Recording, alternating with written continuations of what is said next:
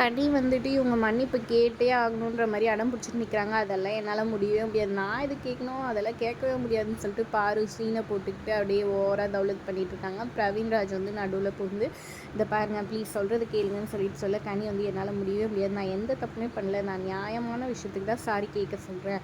அவங்க கேட்டாங்கன்னா ஓகே, அப்படி இல்லைன்னா நான் சாப்பிடாம வந்துட்டு கூட இருப்பேன் அப்படின்னு ஒரு டிசிஷன் நான் எடுக்கிறேன்னா அப்போ என்ன பண்ணுவீங்கன்ற மாதிரி கேட்குறாங்க. அப்போ பாரு வந்துட்டு எனக்கு தெரியும் இவங்க வயிற்றில் தான் அடிப்பாங்கன்னு சொல்லிட்டு எனக்கு நல்லாவே தெரியும். இந்த மாதிரி விஷயத்தில் தானே இவங்களால சீப்பாக இது பண்ண முடியும். இப்போ என்ன நான் மன்னிப்பு கேட்கணுமா? நான் பண்ணதுக்கு வந்துட்டு மன்னிச்சுக்கோங்க அப்படின்ற மாதிரி ஒரு மாதிரி நக்கலாகவே வந்துட்டு கீழே குஞ்சுக்கு மன்னிப்பு கேட்குற மாதிரி சீனை போடுறாங்க. நம்ம பாரு ராஜமாதா நல்லா வேலை பார்க்குறீங்க ராஜமாதா நீங்கள் கேட்ட மன்னிப்பு வந்துட்டு நான் அப்படியே டெலிவர் பண்ணிட்டேன் அப்படின்ட்டு ஒரு மாதிரி சைகையோடு இது பண்ணி சொல்கிறாங்க. இது ஏன்னா எவனுமே கேட்க மாட்டானாடா, மோசமாக சண்டை போடுறீங்களேடா, இந்த பாரு இந்த மாதிரி அட்டூழியம் பண்ணுறதுக்கு ஏதாவது பேசுங்களேடான்ற மாதிரி இருந்துச்சு. சேதுபதியும் பெருசாக வார்னிங் கொடுக்க மாட்டேங்கிறாரு. அப்படியே கொடுத்தாலும் வந்துட்டு இந்த அம்மா தொடச்சி போட்டு அடுத்த வேலைக்கு திரும்பவும் அதையே தான் பண்ணிட்டு நிற்கிது. என்னத்த சொல்கிறதோ ஒன்றும் புரியல போங்க.